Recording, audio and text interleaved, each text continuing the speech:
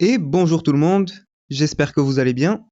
Dans cette vidéo, on va voir ensemble l'exercice 3 d'un examen blanc du lycée LIDEX, sciences mathématiques, un problème d'analyse.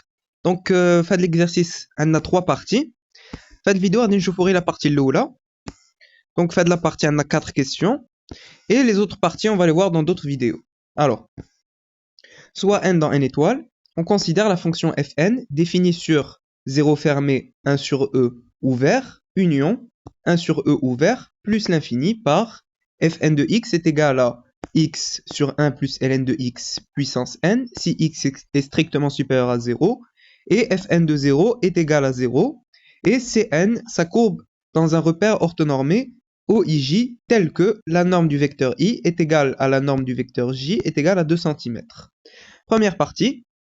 Alors la première question, montrer que la fonction fn est dérivable à droite au point x0 est égal à 0 et interpréter géométriquement ce résultat. Alors ce qu'on va faire, on va calculer la limite du taux d'accroissement quand x tend vers 0+. Alors, soit n dans n étoile, on a, donc la fonction fn elle est définie de cette manière et on est sur cet intervalle, ou i, il est égal à l'intervalle 0 fermé, 1 sur e ouvert, union 1 sur e ouvert plus l'infini.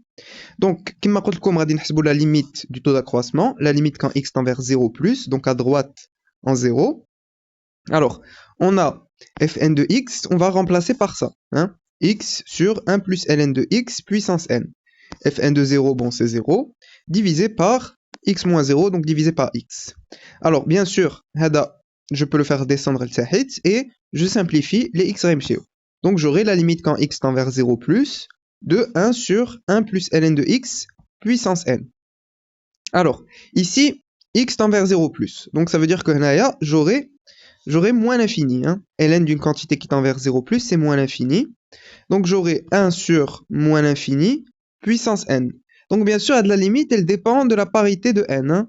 Si j'ai la puissance si n est un nombre qui est pair, alors j'aurai moins l'infini puissance n avec n un nombre pair, j'aurai plus l'infini.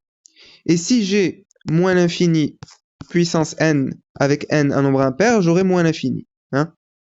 Donc on va écrire ça. Donc si n est pair, la limite quand x tend vers 0 plus de 1 plus ln de x puissance n, c'est plus l'infini. Donc, la limite quand x tend vers 0 plus du taux d'accroissement, donc on a trouvé ça, hein, 1 sur 1 plus ln de x puissance n, ça nous donne 1 sur plus l'infini, c'est-à-dire 0 plus.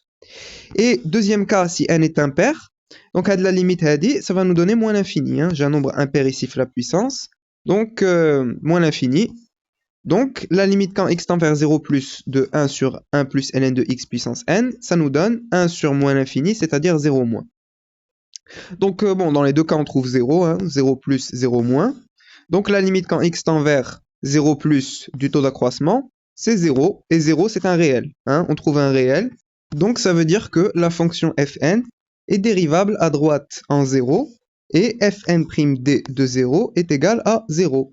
Et l'interprétation d'Yelhachi, c'est que la courbe Cn admet une demi-tangente horizontale à droite au point, alors c'est le point O, de coordonnées 0, 0. Voilà. Donc pour la première question, c'est bon. Ensuite, question 2a, soit n dans n étoile, montrer que la limite quand x tend vers plus l'infini de x sur ln de x puissance n est égale à plus l'infini, puis calculer la limite quand x tend vers plus l'infini de fn de x. Alors, pour calculer la limite, pour montrer que c'est égal à plus l'infini, on va devoir faire un changement de variable, hein, puisque x tend vers plus l'infini, donc j'aurai plus l'infini sur plus l'infini puissance n, donc c'est plus l'infini au dénominateur, donc plus l'infini sur plus l'infini forme indéterminé. Hein. Donc, on va faire un changement de variable, tac. Donc, pour la question de A, soit n dans n étoile, on pose grand X est égal à ln de petit x. Donc, ça veut dire que quand petit x tend vers plus l'infini, j'aurai grand X, ouais, il va tendre vers plus l'infini. Hein. ln d'une quantité qui tend vers plus l'infini, c'est plus l'infini. Donc, j'aurai petit x qui va être égal à exponentielle de grand X. Donc, maintenant, je peux faire mon changement de variable. La limite quand petit x tend vers plus l'infini de petit x sur ln de petit x puissance n, ça devient la limite quand grand X tend vers plus l'infini de exponentielle de grand X sur grand X à la puissance n. Et ça, c'est une limite usuelle, hein. La limite quand x tend vers plus l'infini de e de x sur x puissance n, c'est plus l'infini. Donc, on trouve bien plus l'infini, c'est ce qu'il fallait montrer. Alors maintenant, on doit aussi calculer la limite quand x tend vers plus l'infini de fn de x. Alors je remplace, fn de x, c'est x sur 1 plus ln de x puissance n. Alors, ce que je vais faire, je vais factoriser, fausse la parenthèse, je vais factoriser par ln de x, hein. Donc j'aurai au dénominateur ln de x, facteur de 1 sur ln de x, plus 1, puissance n. Alors, maintenant, je vais pouvoir réécrire ça comme étant x divisé par ln de x puissance n, multiplié par 1 sur 1 plus 1 sur ln de x puissance n, hein. J'oublie pas la puissance n, je dois la mettre mal ln et ma de la parenthèse. Alors, ici, j'ai x qui tend vers plus l'infini. Donc, j'aurai 1 sur plus l'infini, c'est 0. Donc, j'aurai 1 sur 1 puissance n. Bon, 1 sur 1 puissance n, c'est 1. Et ça, on l'avait calculé. C'est justement ce qu'on a ici. Donc, c'est plus l'infini. Donc, j'aurai plus l'infini fois 1 sur 1 puissance n, ce qui nous donne plus l'infini. Voilà. Donc, c'est bon. Ensuite, on passe à la question B. Calculer la limite quand x tend vers... Alors, c'est 1 sur e. Quand x est strictement supérieur à 1 sur e. Alors ça veut dire à droite de 1 sur e. Hein. X tend vers 1 sur e plus. Hein. Donc, la limite quand x tend vers 1 sur e plus de fn de x. Et la limite quand x tend vers 1 sur e, x strictement inférieur à 1 sur e, de fn de x. Donc ça, c'est x tend vers 1 sur e moins, à gauche de 1 sur e. Discuter suivant la parité de n. Alors bien sûr, 1 sur e, déjà, 1 sur e, c'est la même chose que e de moins 1. Alors, on va d'abord commencer par cette limite-là, hein, la limite quand x tend vers 1 sur e, x strictement inférieur à 1 sur e, donc à gauche de 1 sur e. Et bien sûr, on doit discuter suivant la parité de n. Alors, tac, on commence par la limite quand x tend vers 1 sur e moins de fn de x. Alors, je remplace, à la place de fn de x, je mets ça. Alors, si je remplace, ici, j'aurai e de moins 1, donc 1 sur e, c'est e de moins 1, sur 1 plus ln de e de moins 1 à la puissance n. Alors, ln est exponentielle, ça part. Donc, après, elle est moins 1. Et je dois faire attention, puisque j'ai 1 sur e moins. Hein. Donc, j'aurai e de moins 1 sur 1 plus moins 1 moins, hein, à gauche de moins 1, puissance n, c'est-à-dire e de moins 1 sur 0 moins à la puissance n, donc à gauche de 0. Hein. Donc, j'ai 0, tac, j'ai 0 ici. Donc, ça veut dire que je me rapproche de 0 du côté des nombres qui sont négatifs. Hein. Alors, ici, j'ai e de moins 1. E de moins 1, c'est un nombre qui est strictement positif, divisé par, alors 0 moins à la puissance n. Donc, bien sûr, ici, ça dépend de la parité de n. Hein. Si j'ai n qui est un nombre pair, alors 0 moins puissance n, ça va devenir 0 plus. Hein. Je vais retomber du côté des nombres qui sont positifs. Et si j'ai n qui est un nombre impair, alors j'aurai 0 moins puissance n, ça va rester 0 moins. Je reste du côté des nombres qui sont négatifs. Donc, si n est un nombre pair, alors j'aurai 1 sur 0 moins puissance n, ça va nous donner 1 sur 0 plus. Et 1 sur 0 plus, c'est plus l'infini. Hein. Donc, bien sûr, 0 moins puissance n avec n un nombre pair, je retombe du côté des nombres positifs. Hein. Et si n est impair, alors j'aurai 1 sur 0 moins puissance n, ça va rester 1 sur 0 moins, et 1 sur 0 moins, c'est moins l'infini. Voilà, donc là, on a calculé la limite quand x tend vers 1 sur e moins. Maintenant, on va calculer la limite quand x tend vers 1 sur e plus. Donc la limite quand x tend vers 1 sur e plus de fn de x, donc à droite de 1 sur e, ce qui va nous donner, alors je remplace fn de x par x sur 1 plus ln de x puissance n, je remplace, donc j'aurai e de moins 1 sur 1 plus ln de e de moins 1 puissance n. Alors bien sûr, je dois faire attention, ici j'ai plus, donc ln est exponentielle Ramshaw, et j'aurai e de moins 1 divisé par 1 plus moins 1 plus n, puisque ici, j'ai 1 sur e plus, donc puissance n, ce qui va me donner e de moins 1 sur 0 plus, puissance n. Alors, peu importe que n soit pair ou impair, 0 plus puissance n, ça va rester 0 plus. Ce qui va nous donner plus l'infini. Voilà. Alors, tac. Donc là, c'est bon, on a calculé les deux limites. Maintenant, la question c'est étudier les branches infinies de Cn. Alors, les branches infinies. Donc, on a la limite quand x tend vers plus l'infini de fn de x. On l'avait calculé, on avait trouvé plus l'infini. Hein. Ici, tac, on va devoir étudier les branches infinies, mais les limites. Et je précise que pour 0, alors, pour 0, on a déjà montré que fn elle est dérivable à droite en 0. Donc, comme elle est dérivable, alors bien sûr, elle est continue. Hein. Une fonction qui est dérivable en un point, alors elle est continue avec le point. Donc ici, à droite. Hein. Donc, c'est bon, on n'aura pas de branche infinie pour x est égal à 0. Donc, on aura des branches infinies seulement quand x tend vers plus l'infini et au point d'abscisse 1 sur e. Alors, tac, donc on reprend. Question C. On sait que la limite quand x tend vers plus l'infini de fn de x, c'est plus l'infini. Alors là, l'étape suivante, c'est de calculer la limite quand x tend vers plus l'infini de fn de x sur x. Hein. D'ailleurs, on ne peut pas encore interpréter. L'étape suivante, c'est de calculer cette limite. Alors, on va remplacer. Donc, fn de x, alors fn de x, c'est x sur 1 plus ln de x puissance n. Alors ici, j'ai divisé par x, donc je divise tout par x. Et 1 plus ln de x puissance n, je peux le faire descendre. Donc c'est ce que j'ai ici. Je simplifie, x sur x ça part, donc j'aurai 1 sur 1 plus ln de x puissance n. Alors, x tend vers plus l'infini, donc en arrière j'aurai plus l'infini. 1 plus l'infini, ça reste plus l'infini. Donc, plus l'infini puissance n, ça reste plus l'infini, hein. N c'est un entier naturel non nul. Donc 1 sur plus l'infini, ça nous fait 0 plus. Donc on trouve 0 plus, ou bien juste 0. Hein. Alors, là on peut interpréter. Hein. On trouve que la limite quand x tend vers plus l'infini de fn de x sur x, c'est 0. Donc ça veut dire que la courbe Cn admet une branche parabolique dirigée vers l'axe des abscisses, hein, puisqu'on trouve 0 ici. Donc l'axe des abscisses au voisinage de plus l'infini. Si on avait trouvé plus ou moins l'infini, alors on aurait une branche parabolique dirigée vers l'axe des ordonnées. Mais là, comme on trouve 0, donc c'est vers l'axe des abscisses.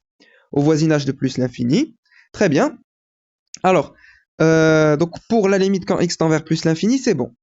Ensuite, pour la limite quand x tend vers 1 sur e moins, pardon, on avait trouvé plus ou moins l'infini. Donc ça dépendait de la parité de n, hein, donc plus ou moins l'infini, en fonction de si n est pair ou impair. Et pour la limite quand x tend vers 1 sur e plus de fn de x, on avait trouvé plus l'infini. Alors ça veut dire que Cn admet une asymptote verticale d'équation x est égal à 1 sur e. Hein. Donc si je trace le repère, alors un colo 1 sur e, 1 sur e, les OA e de moins 1. Hein.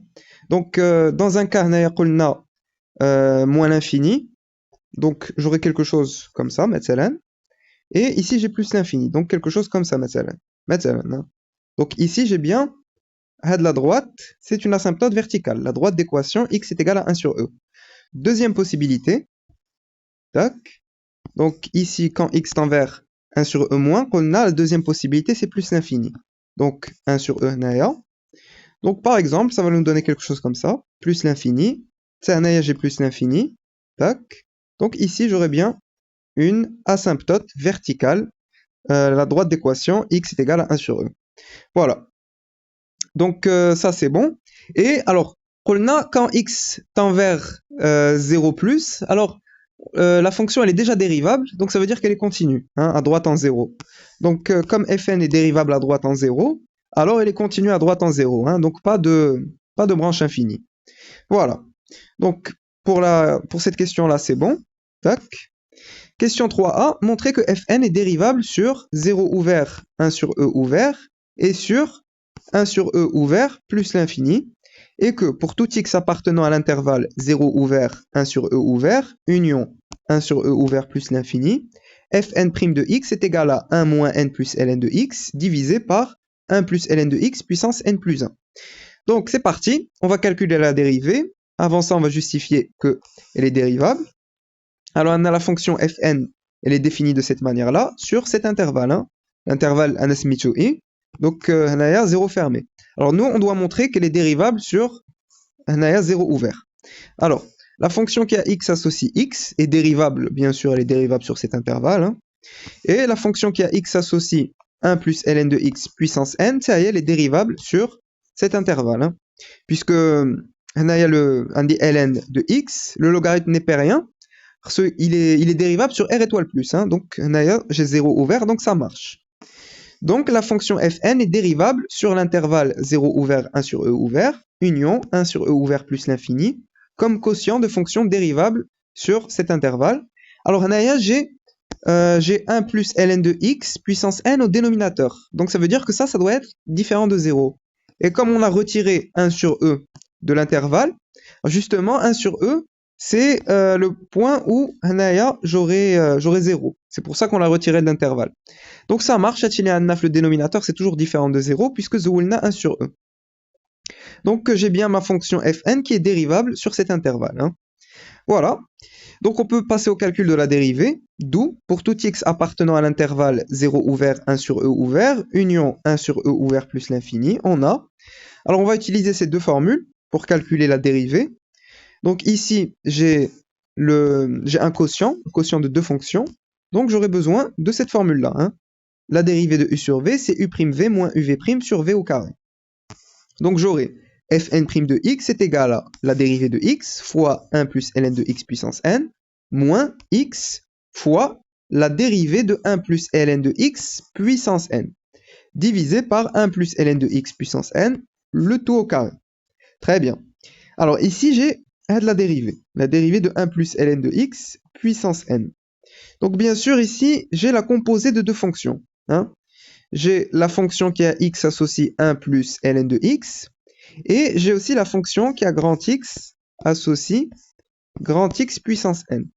Donc j'aurai besoin de cette formule-là. Hein. La dérivée de f de g de x, c'est g' de x fois f' de g de x.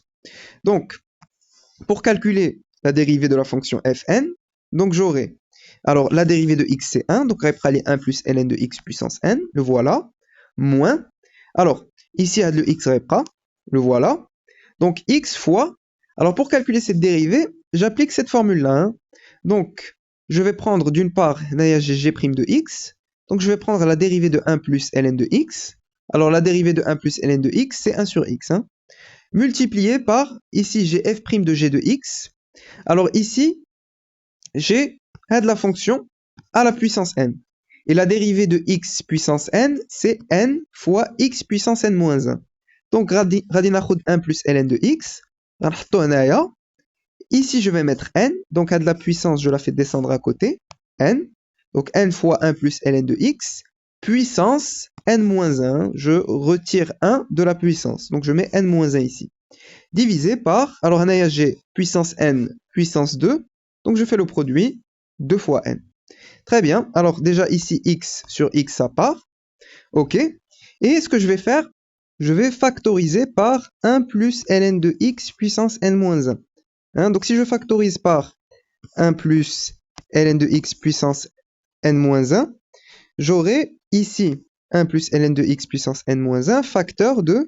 Alors, j'ai 1 plus ln de x puissance n. Donc, en factorisant par 1 plus ln de x puissance n-1, غادي يبقى لي هنايا 1 plus ln de x. Hein. هنايا j'ai 1 plus ln de x puissance 1. Donc, si je développe ici, j'aurai n-1 plus 1. Donc, c'est puissance n. Donc, on va être puissance n ici. Hein.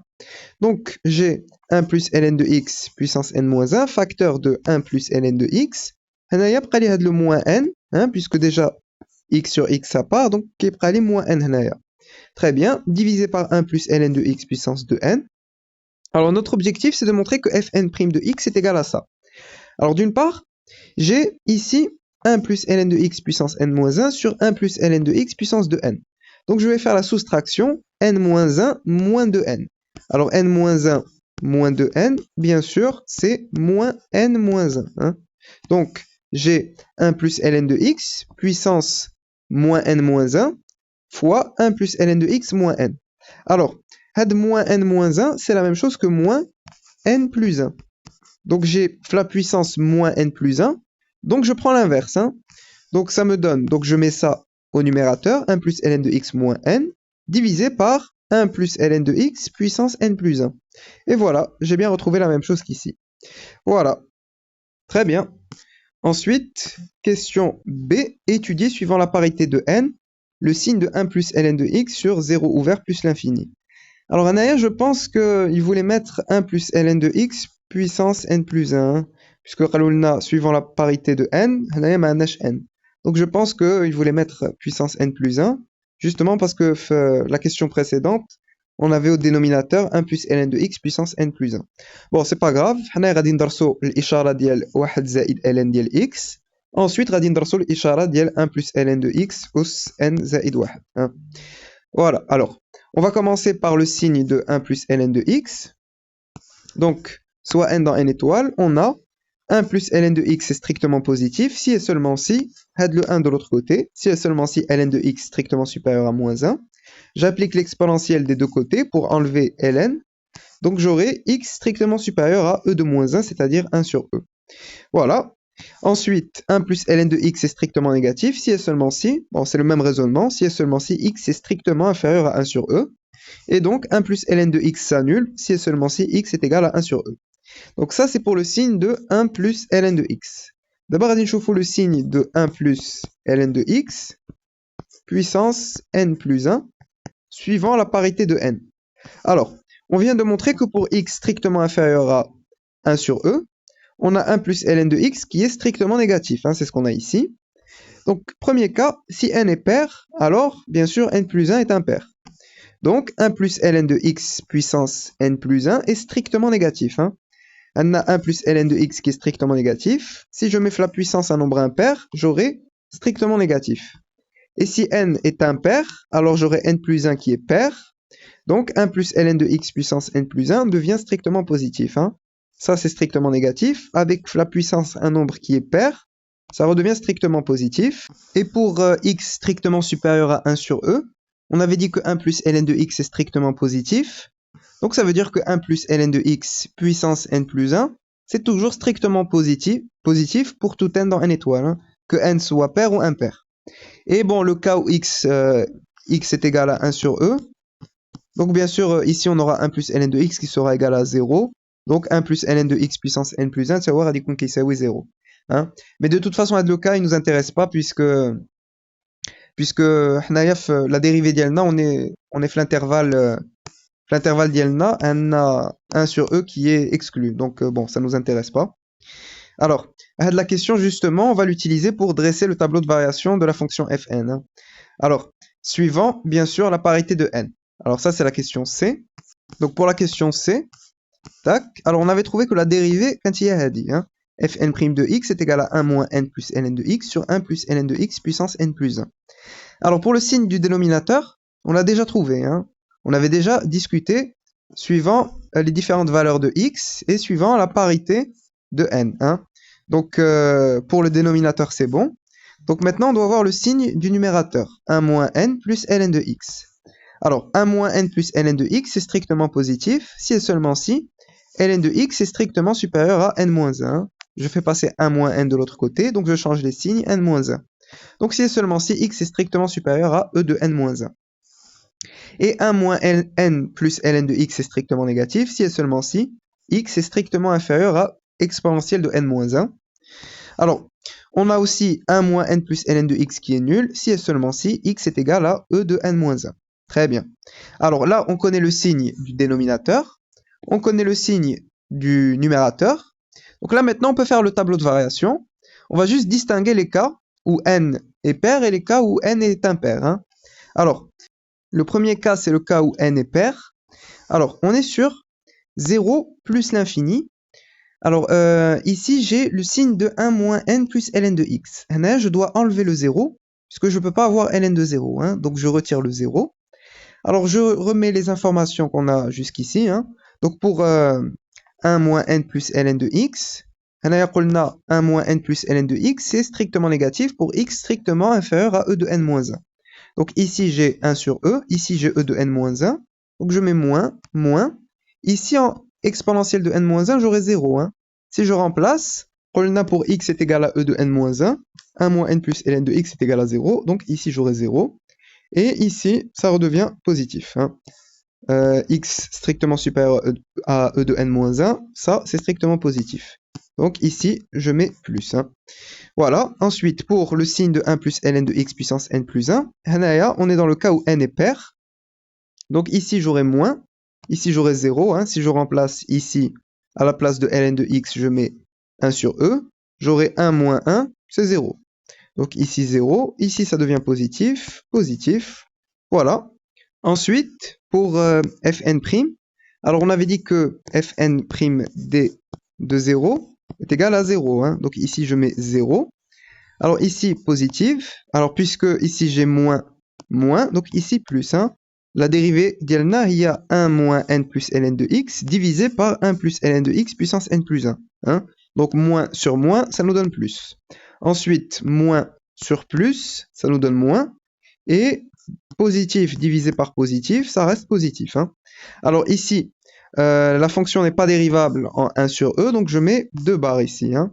Et comme ici, j'ai 1 moins n plus ln de x qui s'annule, donc la dérivée, elle va s'annuler en exponentielle de n-1. Voilà, donc pour les variations, donc la dérivée, elle est strictement positive, donc strictement croissante. Naya strictement négative, donc strictement décroissante. Naya strictement positive, donc strictement croissante. Donc voilà. Et pour les limites aux bornes, alors on les a déjà. Hein.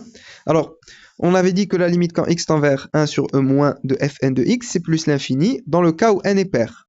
Et quand x tend vers 1 sur e moins, on a moins l'infini, dans le cas où n est impair. Alors nous, on est dans le cas où n est pair.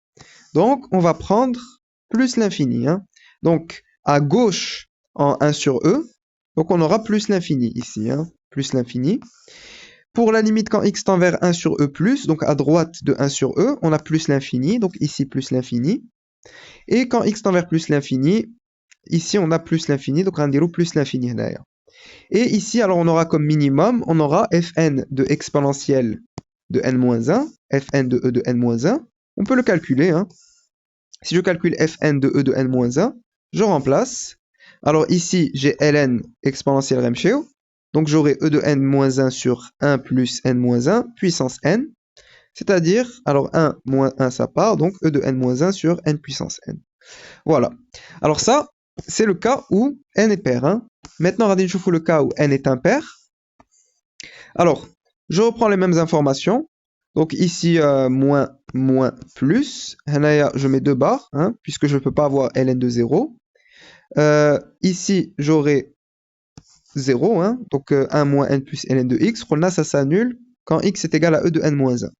Ensuite, pour 1 plus ln de x puissance n plus 1.